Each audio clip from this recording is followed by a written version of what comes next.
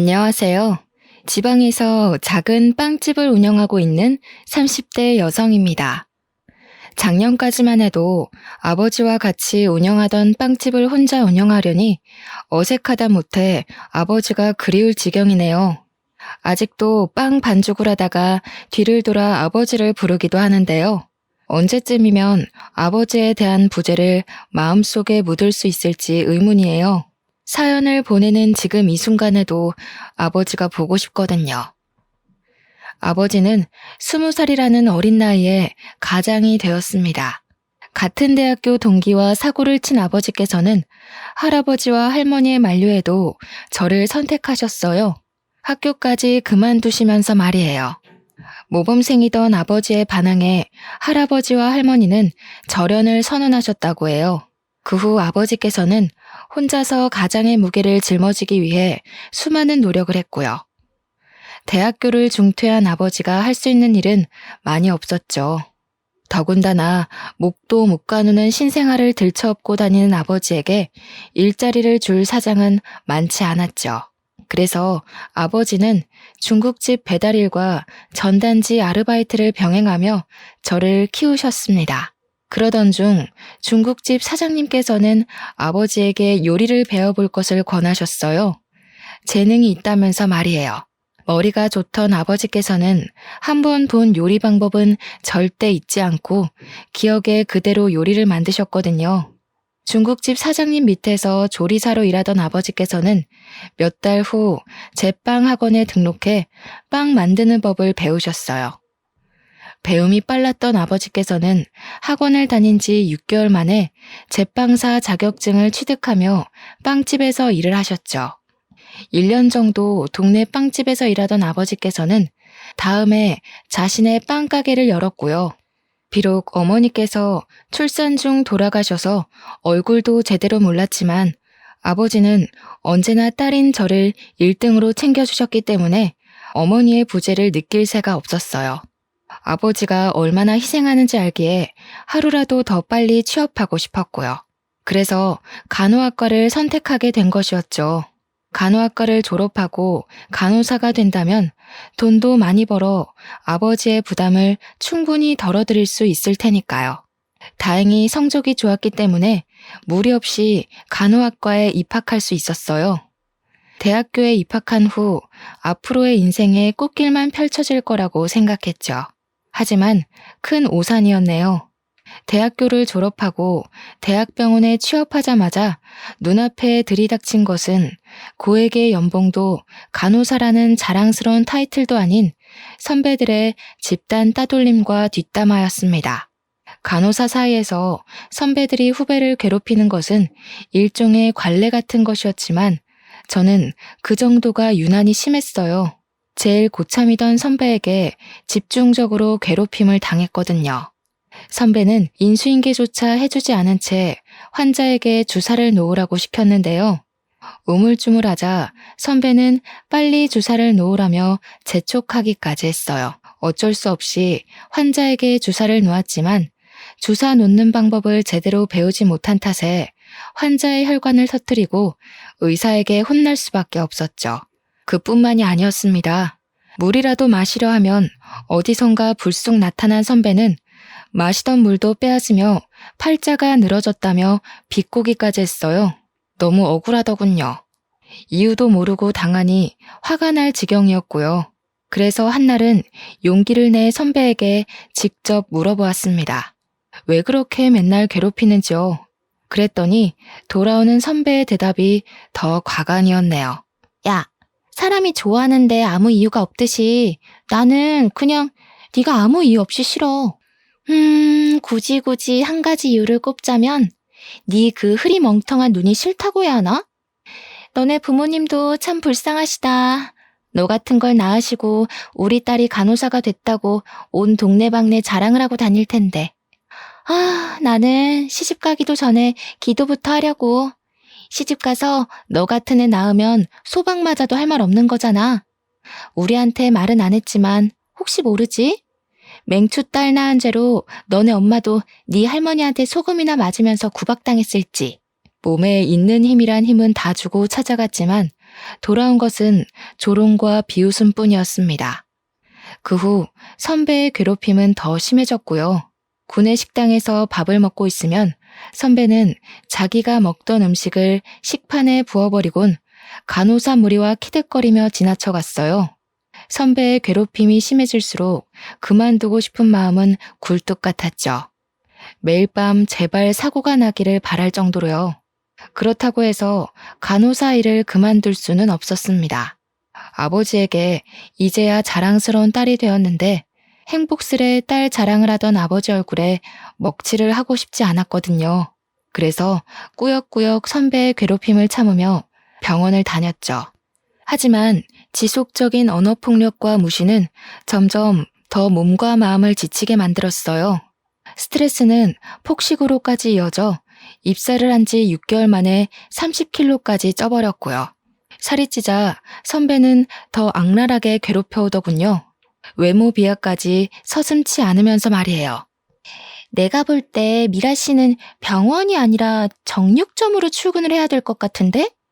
지금 모습에서는 간호사보다 정육점 주인이 더 잘 어울릴 것 같거든. 이왕 이렇게 된 거 병원 일 그만두고 정육점 주인으로 이직이나 하지 그래? 솔직히 같이 일하는 우리야 눈을 포기한다 생각하고 일하면 그만이지만 다른 손님들한테는 민폐일 것 같아서. 어디 요즘 간호사가 의료진이기만 해? 환자들 상대하는 서비스직에 더 가깝지. 미라 씨도 그 튀어나온 비계살 보면서 잘 생각해봐. 미라 씨가 환자고 같은 간호사가 있으면 날씬하고 일 잘하는 간호사한테 자기 몸을 맡기고 싶겠어? 선배의 괴롭힘이 심해지자 머리부터 발끝까지 스트레스가 번져 출근조차 하지 못하겠더군요. 그래서 결국 모든 것을 다 포기한 채 간호사가 된 지 1년 만에 병원을 그만두게 된 것이었죠. 모든 사실을 알게 된 아버지께서는 불같이 화를 내시며 당장 병원에 달려갈 듯 소매를 걷어붙이셨어요. 하지만 못되기로 둘째가라면 서러운 선배가 아버지가 운영하는 빵집을 알아내 해코지를 할까 고개만 절레절레 흔들 뿐이었죠. 미련한 만큼 살까지 찐 채 아버지에게 징징거리는 스스로의 모습에 울컥 눈물이 터져 나왔는데요. 아버지께서는 이런저도 딸이라고 꼭 끌어안아 주시면서 그동안 쓰레기 같은 곳에서 잘 버텼다며 제 마음을 헤아려 주셨네요. 따뜻하게 보듬어 주시는 아버지를 보며 아버지의 딸로 태어나길 참 잘했다는 생각을 했고요. 병원을 그만둔 후 한 달 동안은 아무것도 하지 않고 방 안에만 틀어박혀 먹고 자고를 반복했어요. 그러다 아버지가 퇴근하는 시간이 되면 집 청소를 해놓으려 준비를 했습니다. 하지만 아버지는 그마저도 못하게 막으시며 그저 편하게 푹 쉬려고만 할 뿐이었어요. 처음 며칠간은 아무것도 안 하는 삶이 좋았지만 2달째가 되니 심심한 것도 심심한 거지만 아버지에게 죄송한 마음이 들었네요.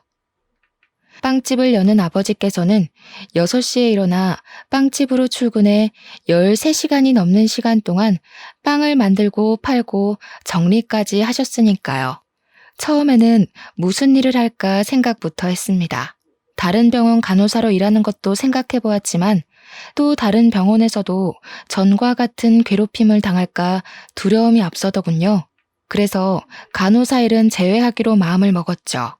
물론 4년간의 대학교에 낸 등록금과 지금까지 간호사로 일하던 시간이 아깝기는 했지만 그게 앞으로 인생을 사는데 큰 영향을 주는 것은 아니잖아요. 그렇게 생각을 하던 중 일단 제빵학원에 다녀보기로 결심했습니다. 어려서부터 아버지의 어깨 너머로 빵 만드는 방법을 봐서인지 간호사로 취업을 했을 때부터 제빵을 배워보고 싶다는 생각을 했거든요. 제빵학원을 다니는 것은 즐거웠어요. 열심히 모양을 잡은 반죽이 따끈한 빵이 되는 것을 보는 것도, 새로운 빵을 만드는 방법을 배우는 것도 신기했어요. 제빵 자격증을 취득한 뒤로는 아버지에게 빵집에서 같이 일하게 해달라며 조르다시피 부탁을 드렸죠. 마침 카운터 직원이 그만두는 바람에 사람이 필요했던 아버지께서는 흔쾌히 허락하셨고요. 아버지의 노련한 솜씨와 젊은 사람의 취향을 잘 아는 제가 합쳐지자 빵집은 예전보다 2배 더 장사가 잘 되더군요. 손님이 북적일수록 카운터의 문이 닫히지 않을 정도로 돈은 넘쳐났죠. 매출이 늘어나자 아버지께서는 자기 생활비와 월세를 제외한 후 모든 금액을 넘겨주었어요. 거부를 해봐도 아버지께서는 안 받을 바에는 불에 태울 거라며 반협박식으로 주머니에 돈을 찔러 넣으셨습니다. 어쩔 수 없이 돈을 받기는 했지만 도저히 아버지가 주신 돈을 흥청망청 쓸 수가 없었네요. 그래서 만일의 일을 대비해 적금 통장에 차곡차곡 모아놓았죠. 하루에 100명이 넘을 정도로 빵집이 인기가 많아지자 아버지에게는 다른 고민거리가 생기셨어요. 바로 저의 결혼 문제였어요. 28살로 홍기가 꽉 찬 저를 보며 아버지께서는 제발 괜찮은 사람과 결혼을 했으면 좋겠다고 노래를 부르셨는데요. 그런데 며칠 후 거짓말처럼 호감을 표시하는 사람이 생기더군요. 빵집 단골 손님이던 남자는 어느 날 번호가 적힌 쪽지를 주고 갔죠. 바로 위층 학원에서 고등학교 영어 강사로 일하고 있는 남자는 통통하고 귀여운 제가 마음에 든다며 용기를 냈다고 했어요. 처음에는 사람에게 입은 상처가 커 남자를 밀어내려 했지만 남자는 끊임없이 자기의 마음을 표하며 근처를 서성였죠. 결국 남자의 적극적인 애정 공세로 만남을 시작한 만남은 결혼까지 생각하는 깊은 인연으로 변하게 되었습니다. 남자는 부모님이 빨리 돌아가셔서 중학생 때부터 3살 위의 누나와 함께 의지하며 살았다고 했어요. 오히려 그 점이 마음에 들었죠. 가족이 없는 아픔을 아는 남자라면 오히려 가족의 소중함을 더 잘할 거라고 생각했거든요. 그렇게 시간이 지나고 기다리던 상견례 날짜가 다가왔습니다. 아버지께서는 내색을 하지는 않으셨지만 상견례 자리가 무척 떨려 보이셨어요. 저 또한 예외는 아니었고요. 아직 얼굴을 보지는 않았지만 남자의 누나라면 좋은 관계를 맺을 수 있다고 생각했네요. 서로 같은 아픔이 있는 사람들끼리는 더 빨리 친밀감을 쌓는 법이잖아요. 마침 상견례 장소로 정한 식당 옆으로 꽃집이 보이더군요. 꽃집 앞에는 핑크색 장미꽃이 놓여 있었어요. 그 꽃은 꼭 앞으로 시작될 앞날을 축복해주는 기분이 들었고요. 그래서 계산을 한 뒤 꽃다발을 품에 안고 식당 안으로 들어갔죠. 은은하게 퍼지는 장미 향기를 맡으며 앞으로의 앞날이 봄날이 펼쳐질 거라고 확신했습니다. 하지만 이런 확신은 예비 신우이의 얼굴을 보는 순간 산산이 부서지고 말았네요. 꿈에서조차 나올까 두려웠던 선배가 떡하니 바로 앞자리에 앉아 있었으니까요. 선배의 얼굴을 보는 순간 입가에 경련이 일어났어요. 품 안에 있던 꽃다발은 들고 있기 힘들 정도로 무겁게 느껴졌고요. 장미다발은 바닥에 떨어지자 파릇파릇하던 꽃잎들은 다 떨어져 버렸습니다. 식당 바닥에는 온통 장미 꽃잎뿐이었죠. 서 있는 자세에 그대로 얼어있자 저와 남자를 번갈아가며 쳐다보던 선배는 손을 높이 들어올려 남자의 뺨을 내리쳤죠. 있는 힘껏 말이에요. 야, 너는 주변에 만날 여자가 그렇게 없냐? 내가 평범한 애면 말을 하네. 하필 골라와도 저런 돼지 같은 애를. 최소한 사람 같은 애를 데리고 왔어야지. 이건 뭐 도살장에 끌려가는 돼지를 데리고 온 것도 아니고 차라리 이럴 거면 결혼을 하지 말고 학원이고 뭐고 다 때려치우고 시골에서 돼지 농장이나 열어. 신부감을 왜 구해? 농장 암돼지 중에 아무나 하고 결혼하면 되지. 뭐? 돼지 농장? 부모 없이 열심히 살았다고 해서 좋게 봐주려고 했더니 자네가 말한 부모 없이 열심히 살았다는 게 남의 집 귀한 자식들 비아냥거리면서 부모들 생사를 다 깎아버린 걸 말하는 건가? 내가 아무리 우리 딸 시집 보내고 싶다고 해도 이건 아니지. 어른 있는 데서 버르장머리 없이 동생한테 손 찍어마는 꼴을 보면 우리 딸한테 어떻게 대할지 안 봐도 뻔하지. 자네 누나가 돼지 같다고 한 내 딸, 나한테는 눈에 넣어도 아프지 않을 귀한 자식이니 이번 결혼은 없던 일로 하겠네. 아버지께서는 손까지 떠시며 분노하셨습니다. 선배가 막대 먹은 것은 알았지만 어른 앞에서까지 이럴 줄은 몰랐죠. 아버지께서는 선배에게 따끔한 혼을 내셨지만 선배는 콧방귀를 끼며 들은 채도 안 했고요. 저 비계덩어리를 눈에 넣으신다고요? 그러다가 실명하실 텐데. 저도 아저씨 딸처럼 뚱뚱하고 굼뜬 옳게 생길까봐 걱정했는데 잘 됐네요. 둘이 결혼한다고 했으면 제가 어떻게 해서라도 이혼시키려고 했는데 제가 또 사람 피말리는 건 전문이거든요. 아저씨도 자꾸 딸 예쁘다고 감싸지만 마시고 따끔하게 혼도 내고 그러세요. 음식도 작작 먹이고요. 접시도 뜯어먹게 생긴 여자를 누가 좋아하겠어요? 소박이나 안 맞으면 다행이지. 딸 밥해 먹일 때도 고생이시겠네요.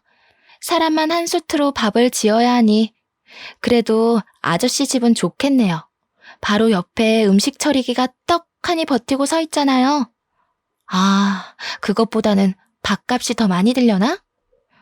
누나, 도대체 언제까지 이럴 거야? 누나 때문에 도망간 애들이 한둘인 줄 알아? 이럴 거면 상견례 자리는 왜 따라오겠다고 한 거야? 매번 누나 때문에 이런 식으로 결혼 엎어지는 것도 지겨워. 차라리 계속 깽판을 치고 싶은 거면 누나야말로 상견례 자리에서 이러지 말고 차라리 개싸움하는 데를 가라고. 너 고작 저 비계덩어리 때문에 나한테 화내는 거야? 부모님 돌아가시고 내가 너를 어떻게 키웠는데. 도대체 뭐에 홀려서 나한테 이러는지는 모르겠지만 너 정신 똑바로 차려. 와이프는 얼마든지 바꿀 수 있어도 피나는 형제끼리는 죽을 때까지 같이 가는 법이야. 막말로 전현이 바람이라도 피우고 나면 너 어쩔 건데? 저 아저씨가 네 편 들어줄 것 같아? 이 세상에 네 편 들어줄 사람 나밖에 없을걸? 이 세상에 내 편 들어줄 사람이 누나밖에 없는 게 아니라 이 세상에 나를 제일 괴롭히는 사람이야. 이 결혼 깨지면 다시는 누나 안 볼 테니까 그런 줄 알아. 상견례가 끝난 후 남자는 매일같이 저희 집 앞을 찾아왔어요. 누나의 잘못까지 자신이 빈다면서요. 하지만 아버지는 단호하게 남자를 밀어내셨죠. 언제나 다정하시던 아버지의 환한 모습에 당황하기도 했습니다. 이만하면 봐줄만도 한데 아버지께서는 절대 물러나지 않으셨거든요. 하지만 한편으로는 이런 아버지가 있다는 것이 고맙기도 했네요. 아버지가 아니었다면 바보 같은 저는 얼렁뚱땅 남자의 사과에 넘어가 빚지는 결혼을 했을 테니까요. 아버지가 계속해서 강한 태도로 나오자 급기야는 선배까지 집 앞으로 찾아오더군요. 선배는 자신이 경솔했다며 제발 이 결혼만은 진행해달라고 했습니다. 선배의 사과를 받은 후에야 아버지는 결혼을 허락하셨고요. 결혼 후 모든 것이 순조롭게 풀릴 것 같았지만 막상 식을 올리고 나니 그게 아니었어요. 결혼은 현실이란 말을 이해하게 되었죠. 어른의 도움 없이 혼자서 학업을 마쳐야 했던 남편에게는 빚이 참 많았거든요. 학자금 대출금부터 차 할부금까지 남편의 월급은 손에 들어오기도 전에 곳곳에 있는 채무자들에게 넘겨주는 셈이었죠. 그래서 모아놓은 돈으로 신혼살림을 시작했네요. 신혼집을 구하고 가구를 사서야 아버지께서 왜 그렇게 많은 돈을 저에게 주셨는지 알게 되었습니다. 다행히 차곡차곡 돈을 모아놓은 탓에 아파트로 이사를 갈 수 있었어요.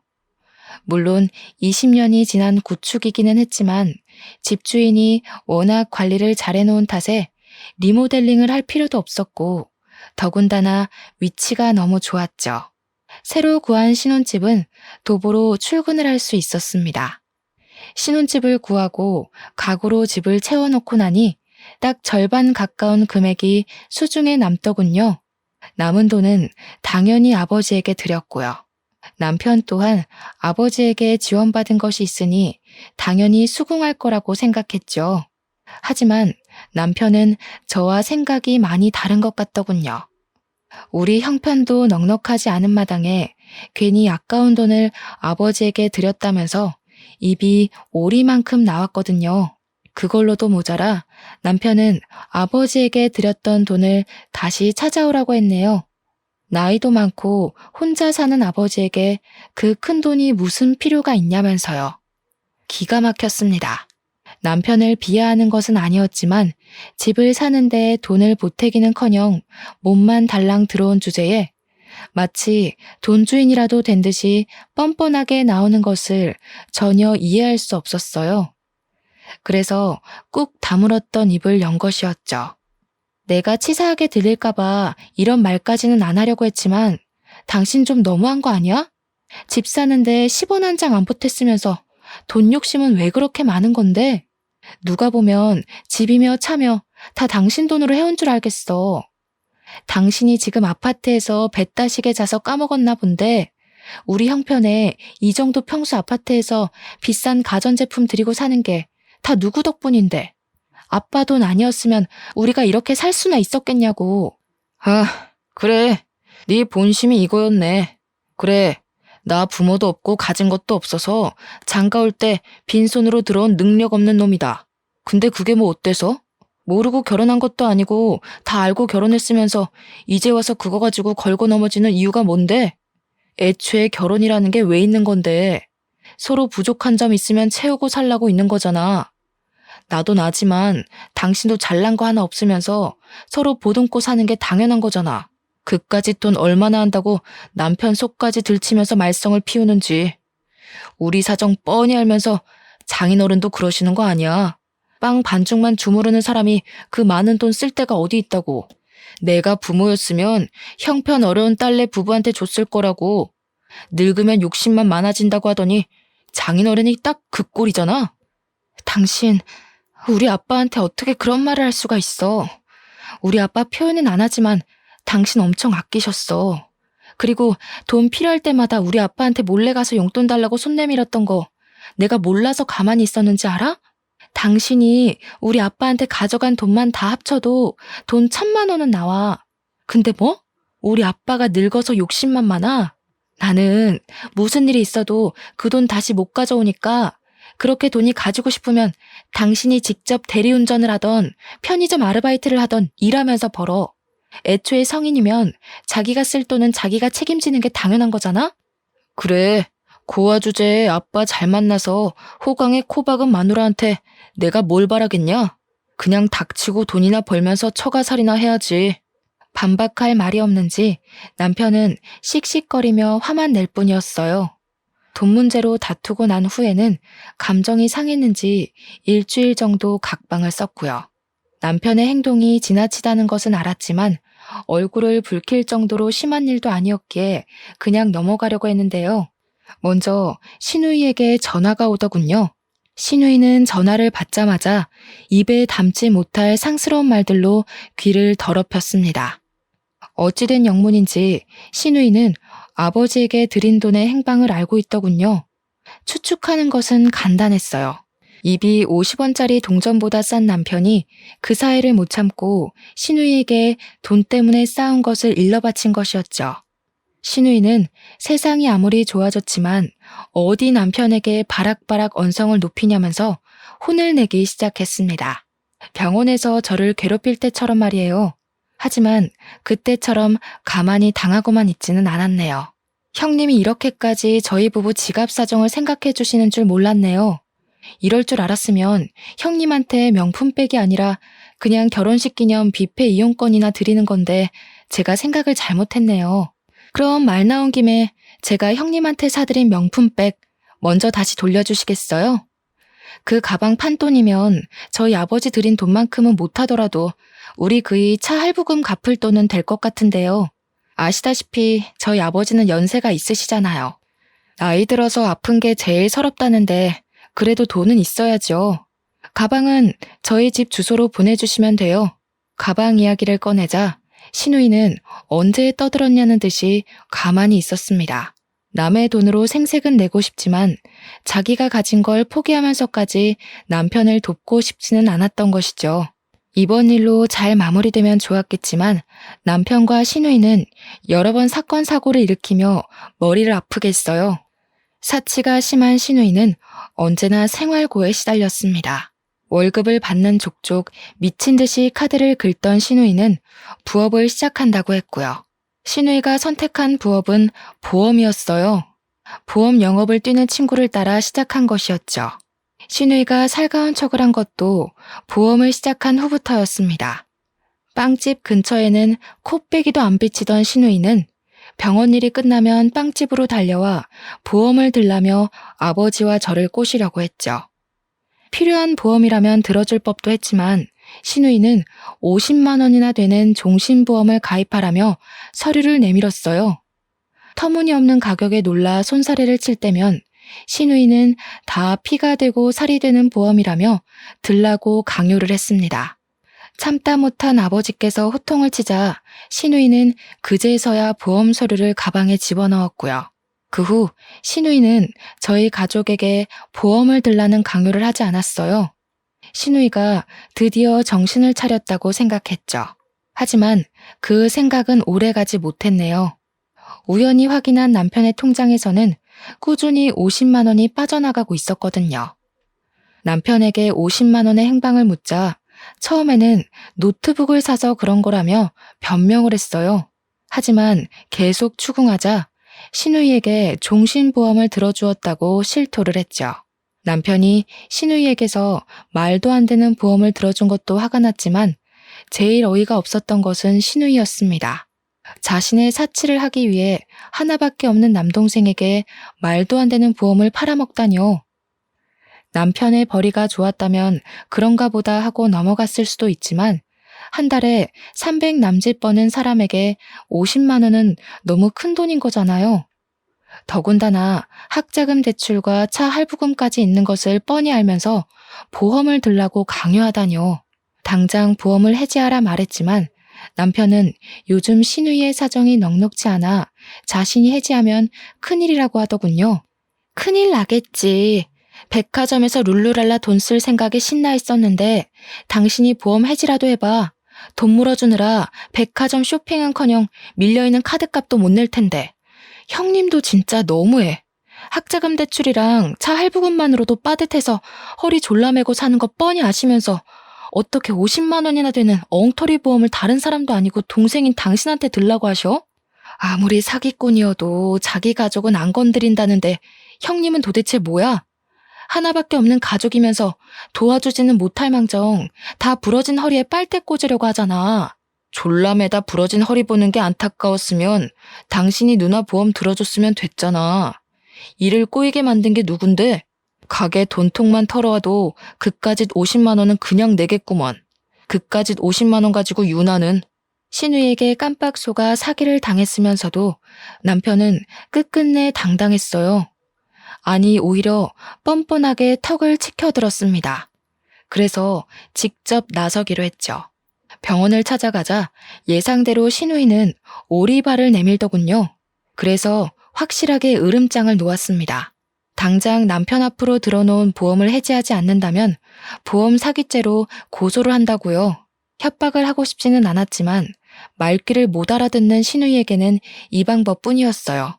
역시 고소를 한다는 소리에 신우이는 금세 꼬리를 내렸고요. 된통 매운맛을 봐서인지 그 다음부터는 신우이 또한 함부로 굴지 않았어요. 신우이와는 여전히 껄끄러운 관계이기는 했지만 그래도 얼굴을 붉히지 않을 정도의 거리를 유지하는 것만으로도 다행인 거잖아요. 남편 또한 보험 사건 이후 반성을 했기에 부부관계 또한 더할 나위 없이 좋았는데요. 단 한 가지 문제가 있다면 아이가 생기지 않는다는 것이었습니다. 남편에게 검사를 해보자고 해도 아무 문제가 없다며 어물쩍 넘어갈 뿐이었어요. 처음에는 남편의 말처럼 시도하다 보면 언젠가는 아이가 찾아오겠지라고 생각했지만 1년이 지나도 아이는 저희 부부에게 오지 않더군요. 그런데 남편은 뜬금없이 혼자서 2박 3일로 여행을 가고 싶다고 했어요. 저는 흔쾌히 수락을 했고요. 샤워를 하러 간 남편의 핸드폰은 거실 소파에 있었는데요.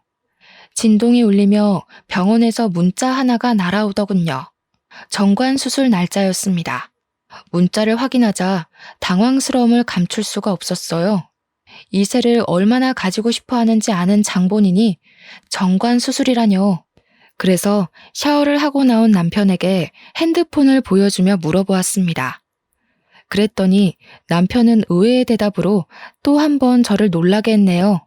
실은 누나가 우리 사이에 아이 갖는 걸 싫어해서 당신 닮은 아이 낳으면 연 끊을 정도로 꼴 보기 싫을 것 같다고 해서 솔직히 당신한테 말은 안 했지만 사실 나도 아이 낳는 건 좀 그래.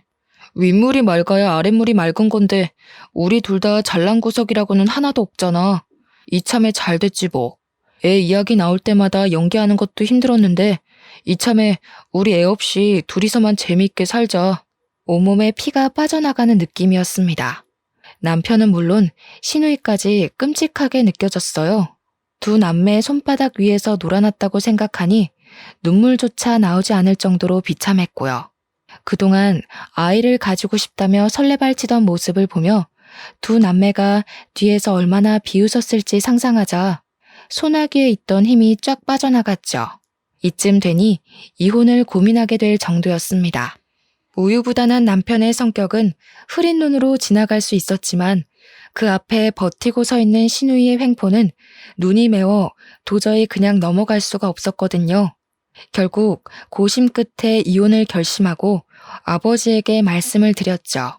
그랬더니 아버지께서는 자기가 알아서 할 테니 그냥 참고 살라며 말씀을 하셨어요. 충격적이었습니다. 언제나 제 선택을 믿어주고 든든하게 지켜주던 아버지께서 시누이와 남편의 잘못을 눈감아 주라고 하다니 말이 되지 않는 거잖아요. 그런데 얼마 안 가 병실에 누워 계신 아버지를 보자 서운한 마음을 가졌던 것도 후회가 되어 돌아왔네요. 아버지께서는 간암 말기 환자로 시한부 판정을 받은 거나 다름이 없는 상태셨습니다. 자신이 죽으면 혼자 남을 딸을 걱정해 이혼을 하지 말고 버티라고 한 것이고요. 이미 늦었다는 것을 알고 있었지만 그래도 희망의 끈을 놓고 싶지는 않았어요. 아버지가 없는 세상에서 혼자 사는 것은 도저히 상상할 수가 없을 만큼 끔찍했으니까요. 하지만 아버지는 이미 늦었다면서 씁쓸한 미소를 지으시며 남은 시간을 항암 치료나 하면서 허비하고 싶지 않다고 말씀하셨어요. 그러면서 남은 시간을 단둘이서 행복하게 보내자고 하셨고요. 그래서 빵집까지 닫으며 그동안 가게를 운영하느라 그간 가보지 못했던 제주도 여행도 가게 되었습니다. 그런데 제주도에서 돌아온 후 아버지께서는 뜬금없이 빵가게를 이전한다고 말씀하셨어요. 당황스러웠지만 언제나 옳은 선택을 하시던 아버지였기에 이번에도 믿고 따르기로 했죠. 이사 간 곳의 건물주 아저씨는 참 다정하고 친절한 분이셨어요. 건물주 아저씨는 의사로 노후를 위해 건물을 매입했다고 설명하셨네요. 빵가게를 이전한 후 아버지의 상태는 급격하게 나빠지셨습니다. 혼자서 빵가게를 운영하게 되자 막막해지는 기분이었어요. 당장이라도 병원에 계신 아버지에게 달려가고 싶을 만큼 카운터에 혼자 남겨진 것이 두려웠죠. 하지만 그럴 때마다 힘이 돼준 것은 건물주 아저씨였습니다. 아저씨께서는 퇴근 시간마다 들러 위로를 해주시면서 청소 같은 것도 도와주셨어요. 숨겨진 아저씨의 딸이 아닐까라는 우스운 생각을 할 정도로 아저씨는 저를 세입자 그 이상으로 생각해 주셨죠. 마치 자신의 친딸처럼 말이에요. 사모님 또한 정말 좋은 분이셨습니다. 혼자서 큰 빵가게를 운영하는 것이 대단하다며 반찬을 가져다 주셨거든요. 좋은 인연으로 연결된 빵가게에서 저는 그 어느 때보다 편한 마음으로 일에 열중할 수 있었네요. 금요일 밤 여느 때와 같이 마감 청소를 하고 있자 아저씨께서는 문 밖에서 손을 흔드셨습니다. 그런데 아저씨 뒤에는 익숙한 모습의 사람이 보였어요. 시누이였습니다. 시누이는 아저씨를 보더니 깜짝 놀라며 냉큼 인사부터 했어요. 버릇없고 아나무인인 시누이가 모르는 사람에게 인사부터 하다니 당황스러웠죠. 하지만 이야기를 나눠보니 시누이가 아저씨에게 인사를 한 이유를 알겠더군요. 건물주 아저씨는 시누이가 일하는 병원의 새로운 의사셨거든요. 올케는 정말 제 친자매랑 다를 게 없어요. 저희 올케한테 이런 은혜를 베풀어 주시다니 몸둘 바를 모르겠네요. 사돈어른께서도 올케가 이렇게 잘 지내는 모습 보면 편안하게 눈 감으실 수 있을 것 같아요. 시누이는 정말 소중한 가족이라도 된 듯 손으로 눈물까지 찍어내며 가증스러운 연기를 펼쳤어요. 그 모습을 본 아저씨께서는 신우이의 마음 씀씀이에 크게 감동하신 듯 했고요. 그 후 신우이는 병원 일이 끝나기만 하면 건물주 아저씨와 함께 가게를 찾아왔어요. 쉬는 날이면 아저씨가 오는 시간에 맞춰 가게의 문을 열 때도 있었죠. 신우이가 가게에서 하는 일은 테이블에 앉아 핸드폰을 하는 것이 다였는데요. 창문 밖으로 신호등을 기다리는 아저씨의 모습이 보이면 들고 있던 빗자루도 빼앗아 열심히 청소하는 척을 했습니다. 흡족한 미소를 지으신 아저씨는 신우이에게 괜찮은 남자가 있으니 만나보는 것이 어떻겠냐며 제안을 하셨어요. 신우이는 당연히 그 제안을 수락했죠. 아저씨의 소개로 만난 둘은 연애를 한 지 3개월도 안 돼 결혼 이야기가 오갔는데요. 재벌에 가까운 재력가에 얼굴도 잘생긴 남자는 신우이가 만나기 아까운 남자였습니다. 갖고 온 빵을 진열할 때면 어느새 찾아온 신우이는 손을 내밀며 반지를 자랑했어요. 네 번째 손가락에는 1캐럿은 거뜬히 넘어 보이는 다이아 반지가 끼워져 있었죠. 아무래도 나는 참 복이 많은 것 같아. 엄마 아빠가 일찍 돌아가신 게 흠이기는 하지만 만나는 남자들마다 다 나한테 잘해주려고 하잖아. 별 볼 일 없는 여자들이나 끼리끼리 결혼한다고 하는 거지. 나 봐봐. 부모 없는 고아에 가진 거라고는 보증금 1,000만 원밖에 없는데 10재벌 안 부러운 남자 만나서 인생 핀 거. 이런 거 보면 신은 참 불공평해. 나같이 운 좋아서 만나는 남자들한테 모두 사랑받는 사람이 있는가 하면 올케처럼 사랑이라고는 가뭄에 콩 나듯이 받는 사람도 있잖아. 아, 우리 올케 불쌍해서 어쩌나? 그나마 그 뚱뚱한 몸뚱이 감싸주던 아빠마저 하늘나라로 갈 예정인 거잖아. 올케는 내 동생이라도 있는 걸 다행이라고 생각해. 아니었어 봐. 지금쯤 험한 사람 만나서 이 빵집도 다 날리고 판자촌 같은 집에서 유통기한 지난 삼각김밥이나 뜯어먹으면서 살았을걸? 어떻게든 무시하려고 했지만 신우이는 가는 곳마다 따라다니며 신경을 살살 긁어댔습니다. 가뜩이나 쇠약해진 아버지로 인해 곤두선 신경은 신우이의 막말로 인해 피가 날 정도로 고통스러웠죠. 그래서 다물고 있던 입을 열게 된 것이고요. 운이 좋은 게 아니라 남의 걸 잘 뺏어가는 거죠. 저 아니었으면 형님이 아저씨 만날 일도 없었고 분에 넘치도록 좋은 남자 만날 일도 없었을 거 아니에요.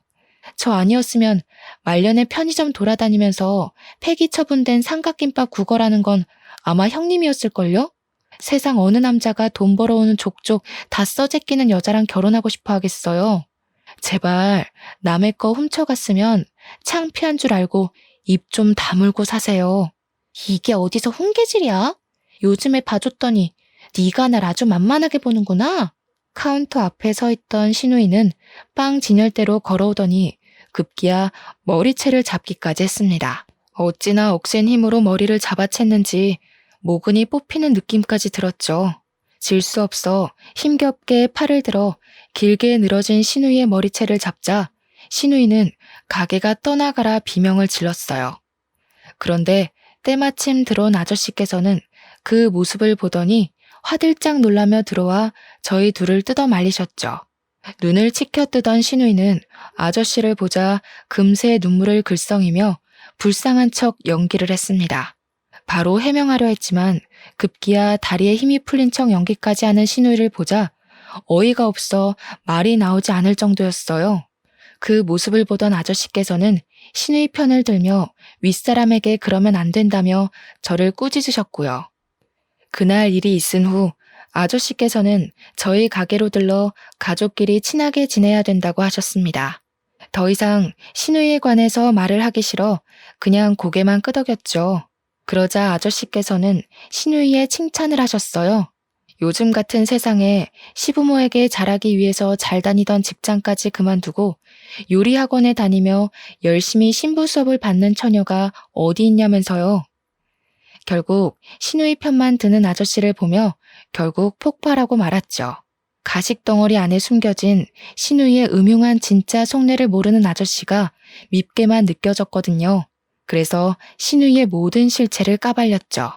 하지만 아저씨께서는 단지 시누이에 대한 질투 정도로 넘기며 시누이와 사이좋게 지내라는 말만 할 뿐이었어요.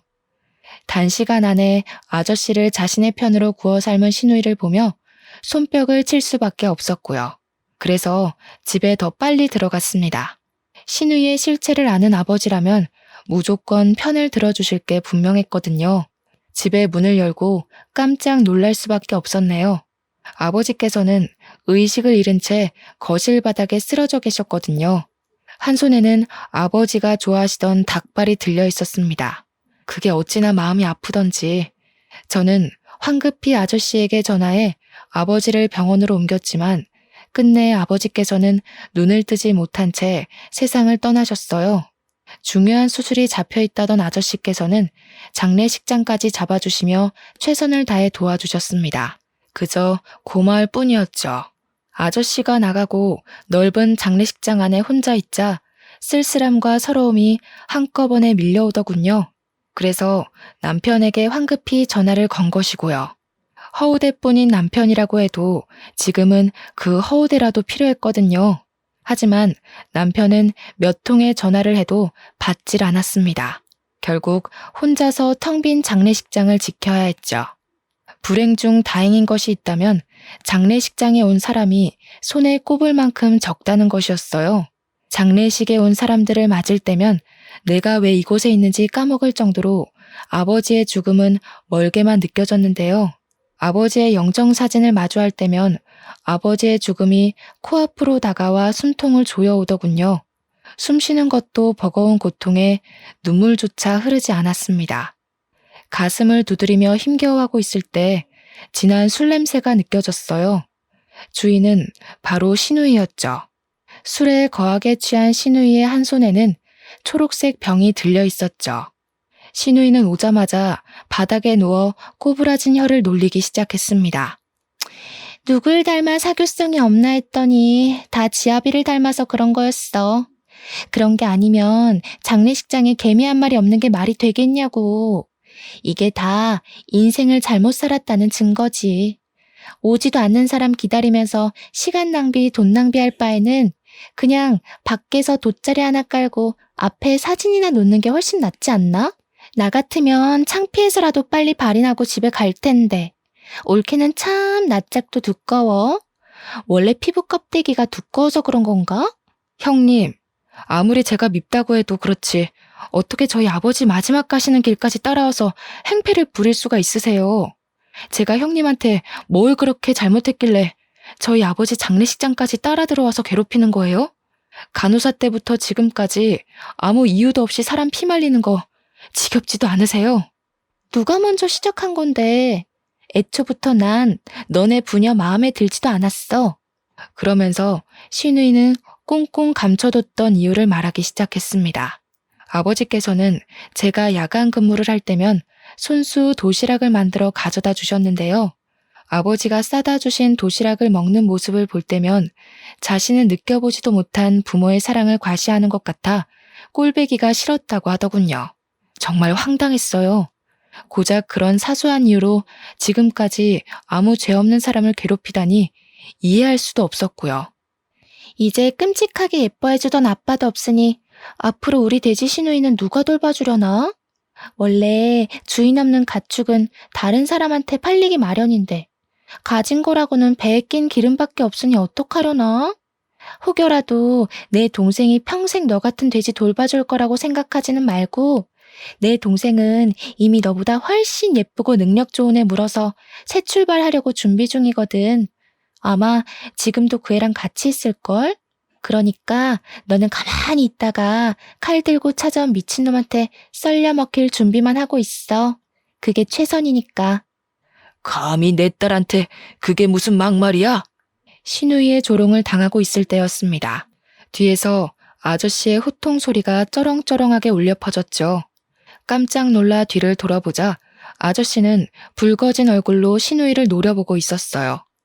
성난 아저씨의 얼굴을 본 시누이는 술에 확 깬 듯 보였습니다. 누워있던 자리에서 냉큼 일어난 시누이는 자기가 술김에 나쁜 버릇을 잡아주려 따끔하게 혼을 낸 것이라며 되도 안 되는 변명을 늘어놓았어요. 그동안 우리 딸 잘 봐달라고 분에 넘치는 선짜리도 억지로 주선해서 끼워 맞춰줬더니 어디 감히 시차짓을 하고 있어? 딸이라뇨?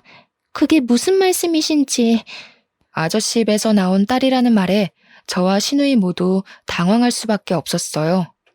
아무 말도 못하고 입만 뻐끔거리고 있자 뒤이어 들어온 사모님은 눈물을 훔치며 제 어깨를 꼭 끌어안아 주셨고요. 이제야 나타나서 미안하다, 우리 딸. 사모님 입에서 나온 딸이라는 말은 귀에 착 달라붙어 왔죠. 그리고 본능적으로 알 수 있었습니다. 사모님이 돌아가신 줄로만 알았던 어머니였다는 걸요. 부잣집 외동딸이었던 어머니의 임신 소식에 외가댁에서는 골머리를 앓으셨다고 해요. 그럴 수밖에 없었어요. 어머니와 어울리지 않게 아버지께서는 가난한 농부의 자식이었거든요. 그래서 어머니 또한 저를 지우려고 한 것이고요. 하지만 아버지께서는 무릎까지 꿇으시며 쥐죽은 듯이 아이를 키우면서 살 테니 제발 낳아만 달라고 애원을 하셨습니다. 어머니께서는 약속을 지키셨죠. 그 후 어머니는 자신의 존재를 비밀로 붙인 채 매달 생활비를 보태주면서 살아왔다고 해요.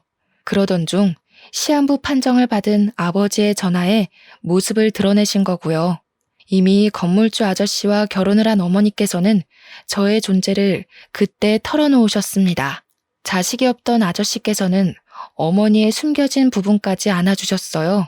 모든 것을 알게 되자 왈칵 눈물이 터져 나오더군요. 지금까지 아버지를 제외한 누구에게도 사랑받지 못하는 삶을 살았다고 생각했었는데 보이지 않는 곳에서 많은 이들의 사랑을 받은 것이잖아요. 그리고 아버지가 남겨주신 사랑의 덩어리가 너무 커 어떻게 해야 할지를 몰랐습니다.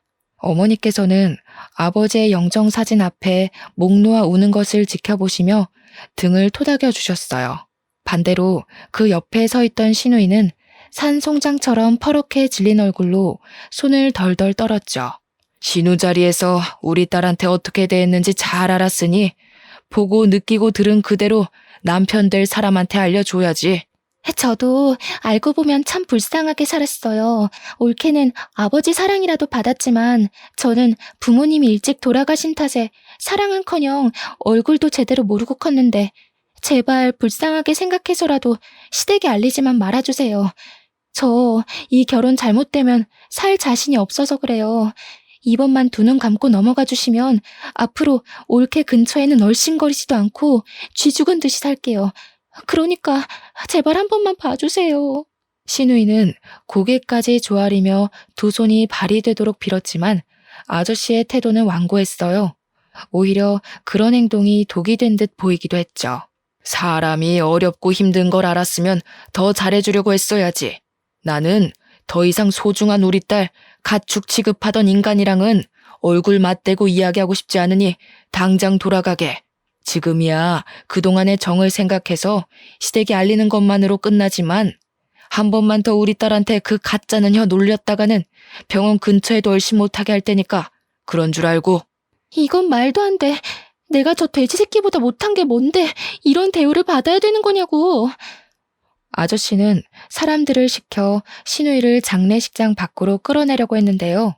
시누이는 마지막 발악이라도 하는 듯이 바닥에 손톱을 박아 넣으며 안간힘을 쓰고 장례식장 밖으로 나가지 않기 위해 버티더군요. 하지만 시누이의 처절한 버팀도 경찰이 오면서 끝이 났어요. 아버지의 장례식이 끝난 후 아직도 정신을 차리지 못한 시누이는 버젓이 문을 열고 빵가게 안으로 들어왔습니다. 꼴이 말이 아닐 정도로 초췌해진 시누이는 대뜸 핸드폰부터 내밀었어요. 너 때문에 결혼식장 들어가기도 전에 파혼하게 생겼으니까 우리 남편한테 전화해서 지금까지 아저씨 한 말 다 거짓말이었다고 말해. 물론 네 입장에서는 내가 미울 수도 있겠지만 그래도 내가 망가지는 꼴을 보고 싶은 건 아닐 거 아니야. 네가 우리 동생이랑 이혼할 것도 아니고 만약 너 때문에 갈 곳도 없는 내가 파혼당하면 오히려 불편한 건 너라고. 생각해봐.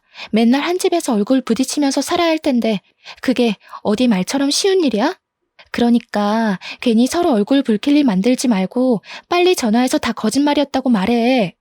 그 정도 하면 나도 동생한테 잠은 집에 들어와서 자라는 말 정도는 해줄 테니까 너도 알잖아. 우리 동생 내 말이면 껌뻑 죽는 거. 애초에 삐뚤어진 형님 인성 때문에 굴러들어온 복을 넝쿨째 뽑았으면서 제가 어떻게 복원 작업을 하겠어요. 수습하는 것도 뿌리가 있어야 가능한 거죠. 아저씨 눈에 잘 띄어서 부자 남편이랑 결혼할 뻔한 것도 다 자기 복대로라고 하셨으니 이번에도 형님 복대로 알아서 잘 처리해보세요. 형님이 진짜 복이 있다면 제 도움 없이도 잘 처리할 거 아니에요. 별 시답지도 않은 동생으로 흥정이나 해볼까 머리 굴리신 모양인데 형님 동생 떳떳하게 거래할 만큼 가치 있는 사람 아니에요. 아, 혹시나 나중에 또 조도 안 가질 동생 들고 와서 헛소리 할까봐 미리 말하는데요. 폐기 처분된 형님 동생 데리고 살 생각 없으니까 데려가서 구워 먹던 삶아 먹던 알아서 하세요. 상해서 먹을 수가 있을지 모르겠지만 그럼 지금까지 좋은 꿈 꿨다 생각하시고 앞으로는 시궁창 같은 현실에서 어디 한번 잘 살아보세요. 다른 사람들은 다 아는 현실을 인정하지 못한 신우이는 진열해 놓은 빵을 바닥으로 던지며 행패를 부리기 시작했어요. 저는 당연히 그 모습을 카메라로 촬영해 건물주 아저씨한테 보냄과 동시에 112에 신고를 했죠. 그 일이 있고 난 후 결국 신우이의 결혼은 무산이 되었다고 했습니다. 양파 껍질처럼 까도 계속 나오는 신우이의 실체에 남자 쪽 부모님께서는 크게 분노하셨고요. 들리는 말에 의하면 그동안 신우이가 물처럼 써댄 돈을 다 신우이 앞으로 청구하셨다고 하더군요. 병원까지 그만두고 부잣집 사모님이 된다며 동네방네 소문내고 다니던 신우이는 현재 조그마한 병원의 간호사로 일하며 빚을 갚는 중이라네요. 누나에게 떨어질 콩고물을 기대하던 남편은 상황이 자신에게 불리하게 돌아가자 집으로 슬금슬금 기어들어왔는데요. 남편을 보자마자 멱살을 잡아올리는 아저씨 덕분에 편하게 이혼할 수 있었죠. 현재 건물주 아저씨의 양녀로 들어가 어머니와 함께 행복한 시간을 보내고 있는 중입니다. 여전히 아버지가 보고 싶어 눈물을 흘리는 날도 있지만 그럼에도 지금 주어진 상황에 감사하며 행복하게 살려고 노력 중이에요. 지금 누리고 있는 것 또한 아버지의 사랑으로 만들어진 결과니까요. 사연을 시청하시는 분들 중에서도 현재 힘든 상황을 겪고 계실 분들이 있을 텐데요. 그럴 때면 나를 제일 사랑해주던 사람을 떠올리며 힘을 내시길 바랍니다. 모쪼록 시청해주신 여러분도 행복하시길 빌며 사연 마무리하겠습니다.